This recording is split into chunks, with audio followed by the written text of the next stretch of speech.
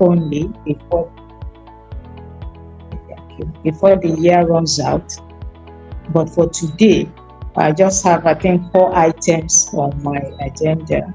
We'll take an opening and a review of the year 2023 so that those who have not been part of our webinars since the beginning of the year will at least be able to catch up with some of the things that we have covered, and then move on to get to review. And then finally, I'll give you just a view of what we can be expecting for next year, and then our plans for 2024. So thank you once again. My name is Bosede Edwards, and I am the usual host of this program. We usually meet like this, like once in a month. Sometimes we meet twice in a month, but we try to make it as informative as possible. It's an information session for everyone who is looking to travel abroad for education. So we always let everyone that we talk with get to know that for us, we're not promising you jobs. We're not telling you, come and you're going to work abroad. But we are telling you that if it comes to studying anywhere in the world, we are able to support you at least up to 30 countries and 1,000 plus universities in these 30 countries. So I believe there is no course that you want to do, which is considered one of the very intricate parts of any kind of study. So we have universities, colleges that. Thank you very much, Mr. Ajikwara. I see you there. So today I'm not going to be doing slides because I want to see everyone's face. So I'm not doing slides. I'm just going to be talking to us. So please, if you need to take notes, kindly get a pen and paper, and then you can just jot things down. And after my presentation, we will have a session of question and answers. If you have any questions, I'll be able to, if the questions are not addressed in the course of my presentation, then I'll address them. So let me start with what's the point of struggling to study abroad, which I believe you will all agree with me that you are aware. That's the reason why you are here today. But I want to say there are a few things that you may not even commit your mind to that makes it very important. And one of them is the fact that foreign certifications are highly valued in every country. I can tell you that studying abroad is highly valued in almost every country. Thank you, Mr. Haruna.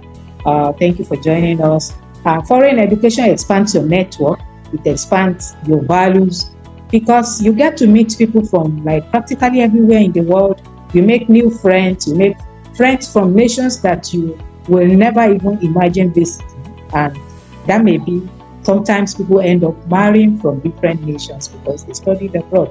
So these are some of the benefits that you will gain from there. It can also change your life completely.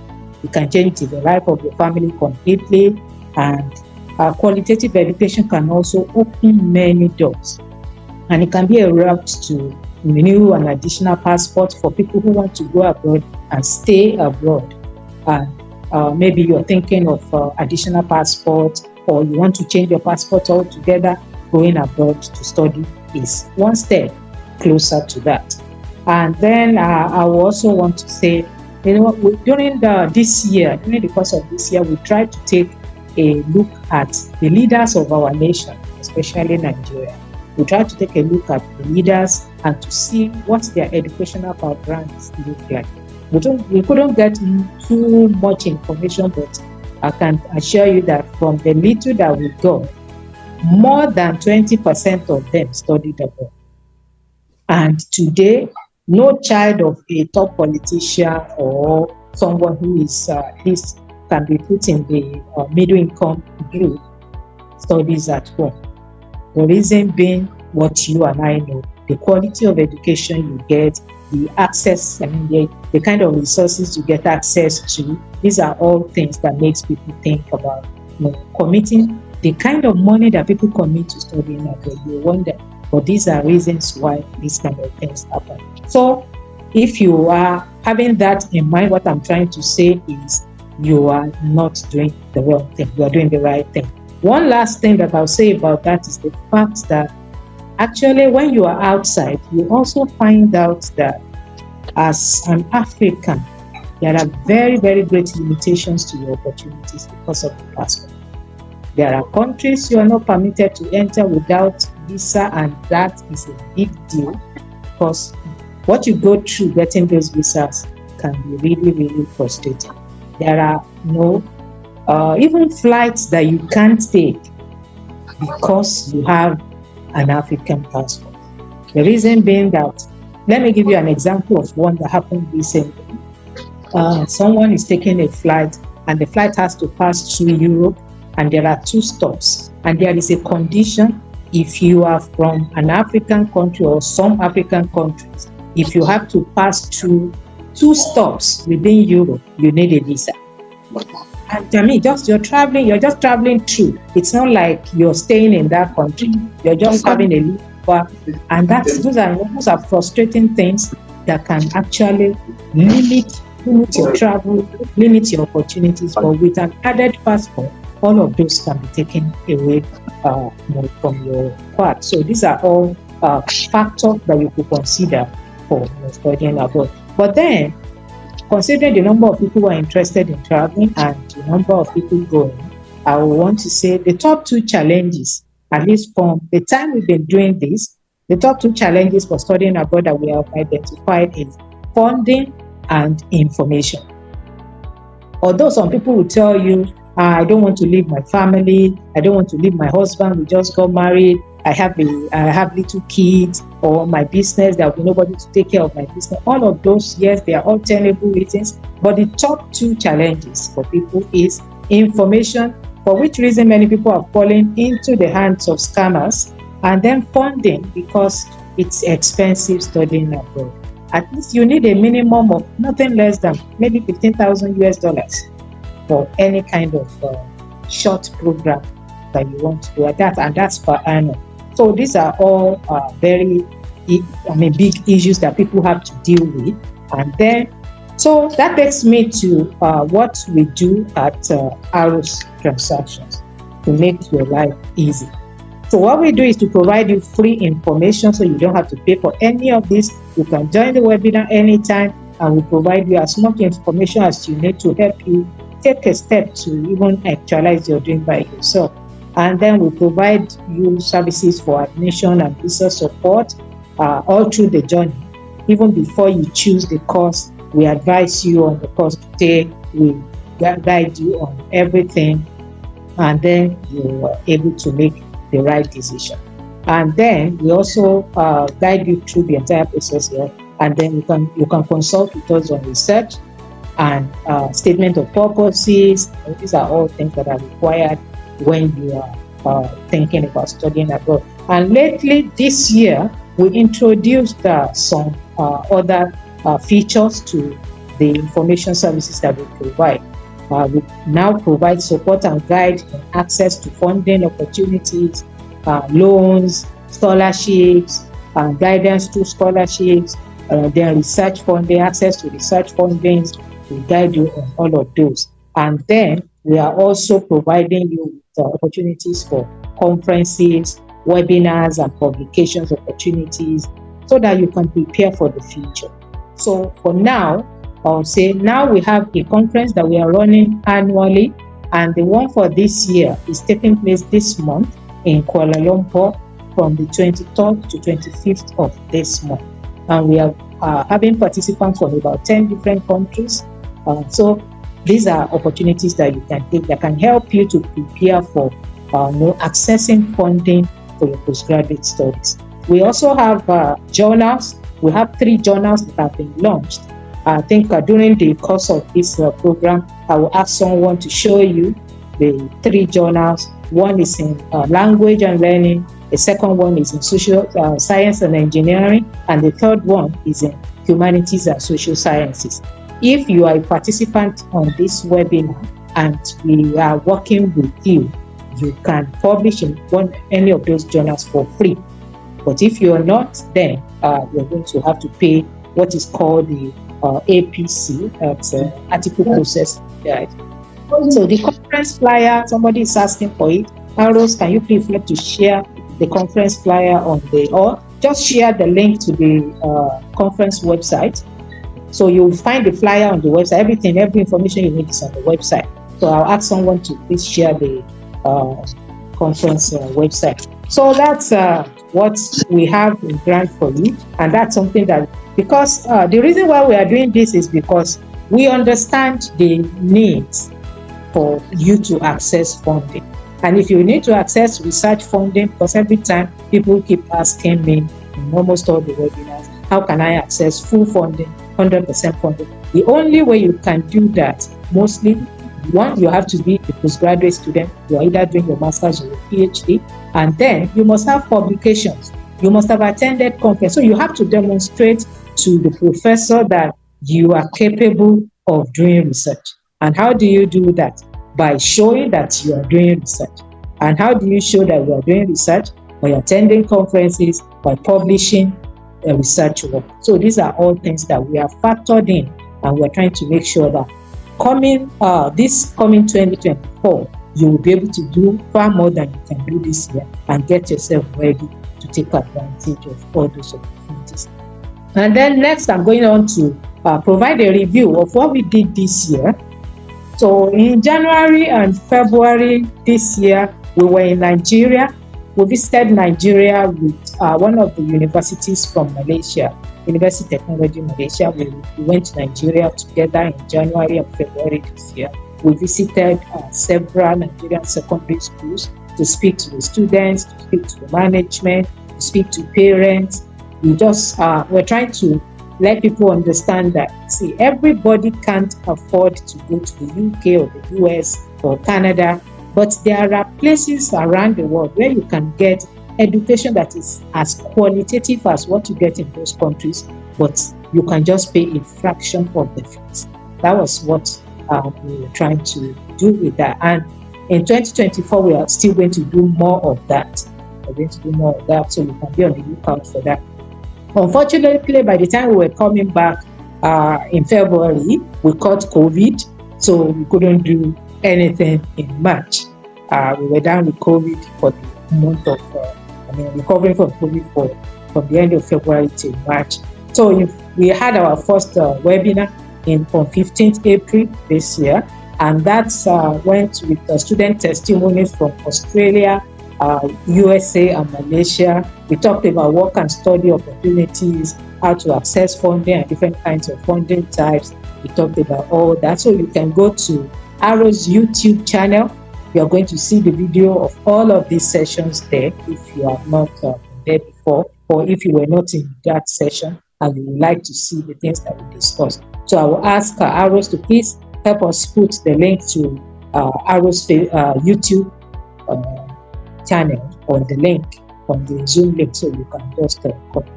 And then in the month of May, we launched another feature on our webinar, which we call the Professional Roundtable. So that first session, we had Dr. Bruno Lotanko on the call. He was the one that spoke to us about different kinds of professions within the built environment field. He talked about quantity survey, about the estate management, all those kind of everything within the field of built environment. So that was our first professional roundtable, and that was our Labor Day edition on the 1st of May. We had another session on the 20th of May, and we had Mr. Rukeme David, a writer, on the call. He is someone from Nollywood, and so he spoke to us about careers in the entertainment industry. So that it's not everyone that wants to do so much, academics, so to say. Some of us are gifted by nature. We're gifted with creative skills, and we are the people who are interested in acting, interested in directing, interested in producing. So we had him on the call on the 20th of May. He spoke to us about careers in the entertainment industry. And then in the month of June, that was on the 17th of June, we had another session which I took, which was on accessing no collateral, no cosigner student loan, which you can use to study for up to 2 years and you can, I think you can use them in the US and Canada only for now. And I mentioned then that we are still working on access to loans for different and for other countries. But for now, we have that, which I'm going to talk more about that later on. And then on that same day, we had the professional roundtable. I think we had two people on the professional roundtable. Our focus on that day was on careers in the medical sciences and nursing. So we had Ms. Odedele from the US speaking to us. She's a professional with over 25 years experience in nursing from the US. She spoke to us on that day. And then we had Dr. Samaela Chiroma from University of Newcastle. He also spoke to us. He is an expert in anatomy. He has PhD in anatomy, and he spoke to us about careers in the medical sciences as well. That was for the month of June. In July, I had a one-on-one session. It was a chat session with parents. It was just an informal session. We just sat together, talked about different questions that people want to ask, and I tried to address many of those questions. We actually had, I think, 2 people on the call that it was their first time joining the session on that day. And then in August, we couldn't hold this session because I had another session with people in Cameroon.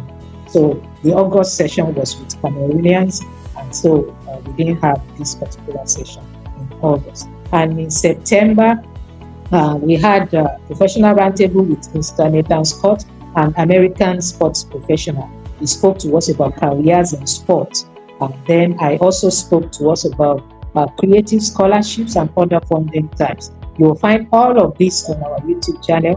Please check them out. And don't forget, I don't remember ever asking this, but I think I am always forgetting to ask you to always try to like our pages whenever you visit and subscribe to the channel too. And then in October, which was just last week, we had a session that was, I think, exclusive to a group. I titled it Studying Abroad, A Journey of Faith and Excellence. And those who were able to attend, we focused on how to access scholarships and other types of fundings and all of that. And so today, we are looking at our end of the year session and the conference, which I have already mentioned to you. So on to today's issues. So I'm going to address, I think, about 5 different issues today, which is still going to be more like a review and a reminder for those who have been attending these programs before. So what I have here, arrows by the numbers, that's the first issue I want to address, which I've already mentioned before, that we have up to 1,000 plus universities and colleges on our list. So irrespective of wherever you want to go, you are covered. I'm going to ask for someone to please project on the screen the countries that are covered by Arrows Education.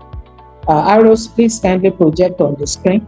We have about 30 countries on our list, including UK, US, Canada, Australia, New Zealand, Germany, India, Finland, Sweden, Norway, and 30 of them.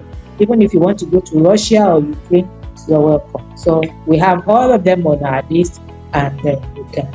So these are the countries that we are covering, as you can see there. Ireland, France, Italy, Spain, Netherlands, Austria, Cyprus, Czech Republic, Denmark. We also have Dubai on the list. We have Japan, Hungary, Lithuania, Malta, Malaysia. China is also on the list. Vietnam, Poland, Mauritius. So these are all the countries we are covering. So whichever continent you desire to go, you are covered by Arrows. So we have more than 1,000 universities that we are representing. And there are hundreds of courses, from music to neuroscience, from culinary arts to whatever you can imagine you want to study. And one good thing, one thing that we do that separates us from others who do it is the fact that we go with you on the journey because we are expert educationists. I'm actually an educationist. I am a researcher. and have a PhD in education, to say. So when it comes to educational counseling, educational consulting, that's my field. So we also bring that in because we are also working with more than 65 other researchers who are from different fields. So no matter the field that you're interested in, we are able to guide you and tell you, see, this course is already on its way out. Don't study this course. Study this particular course. We can make recommendations to you on what we believe the future is talking about, so that you don't make a mistake and waste a lot of money studying for 4 years only to finish and discover that no one is really ready to give you a job. So that's that's arrows by the numbers. 1,000 plus universities and colleges, 30 countries, hundreds of courses from whatever you can imagine. And then I want to also talk briefly about work and study options. I've been asked questions about this several times, so you can drop the screen sharing. Thank you very much. So work and study is one thing that people have been lied to a lot. Many international students are falling into traps of scammers who tell them, don't worry, just come. When you go, we will find you a job. As soon as you get there, you're going to start working and you're going to be paying your fees and all of that. Sometimes some of those things are not very true. And I want to give you a few points to note when it comes to work and study when you go abroad. One is that it is not applicable to all universities. So be careful when you're choosing. That's one of the reasons why when you work with us, we only send you to universities that are covered by work and study visa and post-graduation work permit. So they lie to you, they tell you, don't worry, you just go in, the moment you graduate, you can stay. No, it's not so. It is not every university and college that is licensed to give you post-graduation work permit. Secondly, as undergraduates in the US, many schools expect you to work on campus.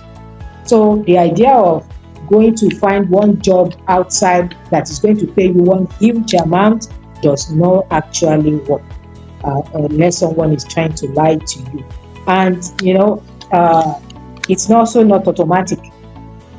You must build a network. You must go around. You must get out of your comfort zone and find these jobs. You need to remember that no one is waiting for you to come and do the job. Those jobs have been there and people have been there to do them before you came. So you're going to be fighting for something with other people. So you don't sit still and expect that everything is just going to come to you on a platter of gold. No, that's not how it works. So it's not automatic, you must network. And then the International Student Center is one thing that you should take advantage of as an international student. If you ever go to any Western country, please take advantage. There are a lot of opportunities there. Make sure you go there all the time. Make sure you talk to the staff there. Make sure you ask questions. Make sure you check the notice board. So that's something that will be very important for you. Beware of scammers and scam jobs. Please be very careful when they promise you jobs, promise you heaven and earth. There is one saying that someone said sometimes, and I believe it so much, said, if it is too good to be true, then it is not true. So tell yourself that it is too good to be true, then it's not true. Prepare for self-employment. There is no limit to how much you can make when you're self-employed. That is one thing that I think many people are failing to. So before the time you are ready to travel, get a skill that you know will be applicable in any country that you're going to, a skill that you know you can charge money for. Get yourself ready before you go abroad to have that, because some of those jobs have limits. For example, you can only work for 40 hours per week, and when you look at it, it's not something that you can actually use to pay tuition. Let me give you a picture of what it looks like. Now, let's assume that you get a job. I'll use an undergraduate program in the US as an example. You get paid around $7 per hour. And let's assume that you work for 40 hours in a week. that's $280 per week. In a month, that's about $1,120. How is that going to pay your tuition and then give you money to take care of your living expenses? So a lot of times they don't tell you the truth, they lie to you. You get over there, you get stranded. Actually, recently, about 2 months ago, I had an experience where 2 students that have been scammed in this way. They arrived in the US with whoever processed admission for them told them, don't worry, the moment you get there, you're going to start working and you pay your fees. And they had no fees. They just gathered everything together. The family put everything together. They traveled to the US. They resumed in school, but there was no fee and there was no job. So they had to go back home. So these are things that can actually be very damaging psychologically, emotionally, and otherwise. So please, let's be careful. If it is too good to be true, then it cannot be true. So remember that your primary assignment is to study whenever you go abroad. So be very careful to make sure that you are not given the impression that all you want to do is to work, because it's going to affect your academics eventually. And then this particular one, I'm saying to parents, if you have kids abroad, or if you have kids that are going abroad soon, or that you are planning to send abroad, please, working and studying is not about money making. It is about showing responsibility and preparing for the future. Many of these nations expect your kids to work to demonstrate that they are responsible human beings, to demonstrate that they are willing to labor. But because, let's say, because you are rich, you don't think that they should work, you're going to get them into trouble, because at a future time, they would have had no experience of work, and nobody is going to give them anything. Nobody is going to open any door for someone who has not demonstrated responsibility. So please, parents, let's be careful with that. I know African parents will slave for our children, but sometimes it is not the best. Let them grow up, give them the chance to grow up. And then I'll move on to scholarships now. So, and I want to provide some of these points that, one, people get scholarships all the time. That is the truth. And at least 5 to 7 out of every 100 students will get some kind of scholarships. Maybe not all of them will get full scholarships, but at least up to that number will get scholarships. Full scholarships are only available to very few groups. Who are those groups? Exceptional students, A students, who can contribute to the system of the university where they are studying.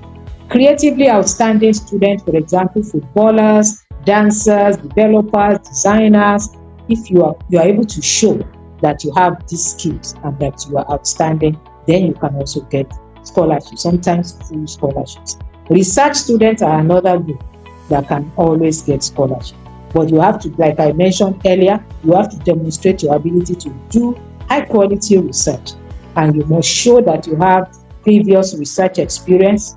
So then for you will be able to find access to research funding. But sometimes you may need to fund your initial access. Some of these scholarships are available only when you are registered as a student. Another point is the fact that there are scholarships for every field, no matter your field. There are scholarships in poetry, scholarships in every kind of field that you can imagine. There are scholarships in all of them. So you have to just do the assignment and prepare ahead by being active, by participating in student activities even before you are ready to go abroad. So let's say you are an undergraduate student or you are still in high school, participate in activities, join school clubs, contribute in class, be a leader, show that you are a volunteer. These are all ways of demonstrating leadership and commitment. And these are the things that you put on your CV and that you put in your statement of purpose when it's time to go abroad. Be on top of your studies.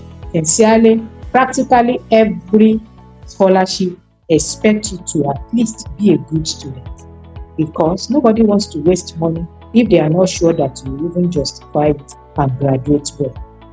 Build a sound, presentable portfolio and CV. I mentioned that If you check the web, I think the last webinar we had about 2 months back on creative scholarship, check on our YouTube channel. I mentioned how you can build a good portfolio. I discussed that during that webinar. So, and from now, whatever you are doing, if you know you want to go after a creative scholarship, whatever you are doing from now, you should document them. Document things, put things on record, so that you can conveniently send a link.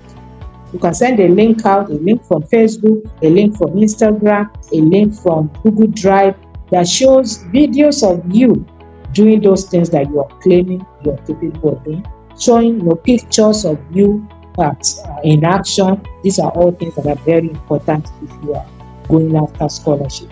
So once again, go and watch all those YouTube videos that I've mentioned. You'll get more information from them. And then start now rather than later. And then I'll move on to student loans. We had a session on student loan. It's also available on YouTube. It's good there. Then the loan that we are promoting is what we call a no collateral, no cosigner, fixed interest loan. That means you don't need anybody to sign for you. You don't need to provide any collateral, and the interest is fixed. So irrespective of where I think the financial situation goes, the interest is fixed. And I call them study now, pay later loans, because after your study is when you start to pay back the principal. But it covers only 2 years only, and you can only use the loan in US, Canada. It's open mostly to masters and PhD students. Undergraduate loans are very difficult to get, but we have one 2-year college that offers this. If you're interested, you can speak to our office. You can opt out of this loan if you get the scholarship, so you should note that. And it's worth up to $50,000 per year, and you can get it for 2 years only. That means in a lifetime, you can only access $100,000 of this loan. And what is the requirement? Well, you will need an offer letter, and you're going to need your passport. You're going to need just the basic things that you actually need for applying to go abroad to study.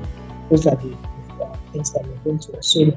And let me also mention, if you know that you may have a history or a negative history with the bank, please take care of your bank issues before that, because it may affect you. In fact, it will affect you.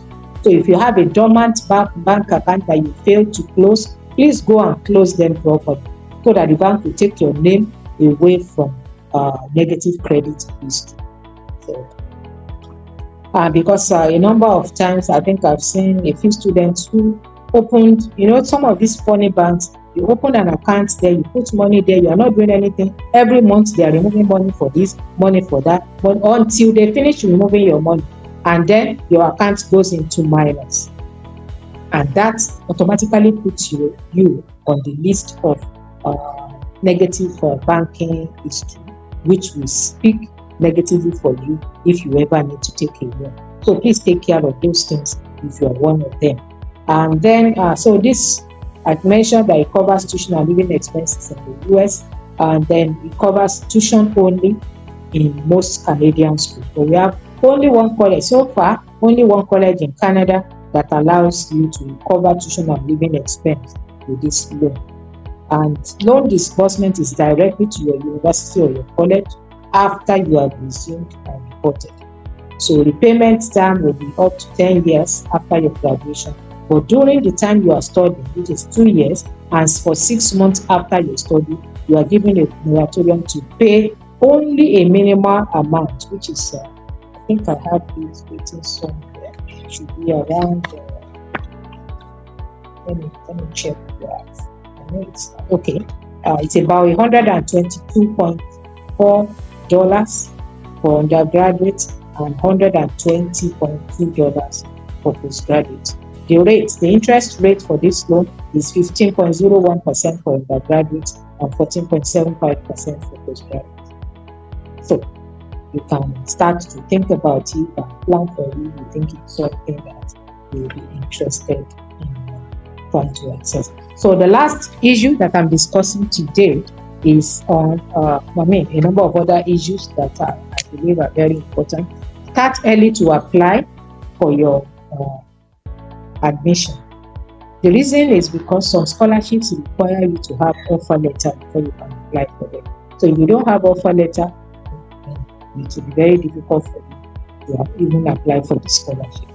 Information is power, so always go after it. And I would say big commendations to everyone on the call today. I know you are here because you value information, and that is something commendable. So please, information, go after it. You never know when you're going to come across one that will be very useful for you. And for post-bachelor's candidates, you already have a bachelor's degree. If you want to go abroad, please go for research, because that is the easiest way for you to get a fully funded study opportunity. Start by understanding the point of research and make effort to publish, attend conferences and workshops and all of those. Then one more thing that I want to say to everyone on the call today is, please fill up ARRO's admission form. It costs you absolutely nothing, because we're not going to charge you for filling the form, but it will allow you to know what you need so you can go and find them. Because in the course of filling up the form, you will find out that, oh, I need this document, I need this document, I need this document. Like somebody was speaking to me during this week, he wants to go abroad, he wants to do this, and I said, okay, no problem, fill this form. And then he came back to me, oh, I don't have an international passport. And I'm like, seriously? You should have an international passport before you even start to talk about trying to go abroad. So that's one. I think that's one opportunity you get. So please, ARRO's, help us put the link to ARRO's form on the in the link. Okay, I think it's already there. This is okay. I'm seeing a link to ARRO's WhatsApp chat group. So if you are not there, you can join the group from the link there. But I also want us to post the link to ARRO's application form from ARRO's website. You can check the website. There is a whole lot of information on the website that is useful that you can take advantage of, and then also join the WhatsApp group for information from time to time. And then for studying abroad, some of the very, very important information that you need to, documents that you need to provide, apart from the passport, your certificates and your transcripts. These are top documents that you need. And in addition to that, for some people, especially if you have been working for some time and you have study gap, you've been out of school for more than 2 years, you need to provide justification for why you've been out of school. So what have you been doing since you've been out of school? So you need to maybe provide your employment, proof of employment, like employment letter, promotion letter, something to show what you have been doing. And if you are self-employed, please take note that you need to also factor that in. Make sure that your organization is registered. It will be a very big mistake to not have a registered business if you are saying you are self-employed. And then just to answer some questions that people have asked me about funding. In Western nations, you will need a minimum, as in the PRS minimum, say, of $15,000 in your bank account as proof of fund. Usually it's more than that. Yes. I think there are a few schools that are that cheap, especially if you are studying something like a master's degree in music. You have some very cheap schools that something in the neighborhood of even $10,000 can take you to the US. And then you should understand the conditions that surround going to whichever country you're going to. It can be very, very complicated sometimes. So just read and look out, watch out for those things. And then I always try to say this at all times, just to remind us that ARRO's education does not award scholarships. We hope we can do that in the future. We are looking forward to opportunities to be able to do that in the future. But for today, we are not a scholarship awarding body. Our services are also not always free, except to masters and PhD students in Malaysia. If you want to study masters or PhD in Malaysia and you don't mind studying in one of our partner universities, we will serve you free of charge. And then for our service charge, many people have also asked me that it's just $500, and you can request for scheduled payment. Actually, you can request to pay more than once, and so that will help you to be able to do whatever you need to do. And finally, 2024 in view, our next plan, like I said, December, we may have a chat session. There is request for it. If people request to have that chat session. Otherwise, well, I will see you in 2024. So if you have questions, and if we get enough questions that we think we need to sit together one more time before the year is up, we will definitely do that. Let's know how we can help you. Then moving forward with research support for the coming year, I mentioned that before. I'm going to be doing a short course on Introduction to Research for complete novices. So if you don't know anything about research at all and you would like to know, I'm going to do a session most likely in January on Introduction to Research for complete novices. But it's not going to be free. So let me let you know that.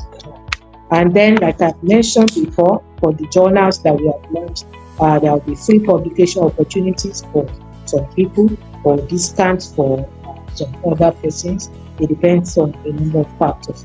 And then for people who may need consultations before they are able to publish or understand the intricacies of research, if you have to consult with any of our consultants from different fields, you may need to pay a fee. I'm not sure what it will be, but because it will be charged on case-by-case basis, but it will be waived if you are a participant in the short course. So those are things that you can know.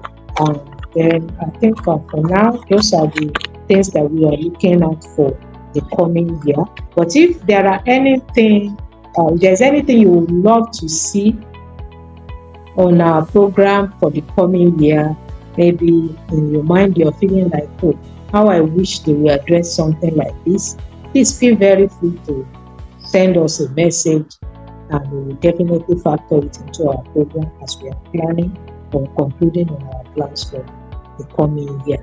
And I think the last issue that I want to raise is the fact that if you are interested in I think we have some open opportunities for qualified candidates who are good with video editing, content production, I think those two. So if you are good in video editing or video production, or graphic designs, or content curation, there are opportunities that you can access. It will be totally remote job, and you can earn something substantial from there. So if you are someone in that field, you may reach out to Arrows Education through WhatsApp and talk to anyone there, and you can take on that. So that brings me to the end of my presentation for this afternoon. And if there are questions or clarifications that anyone wants to talk about, I'll be very glad to address them.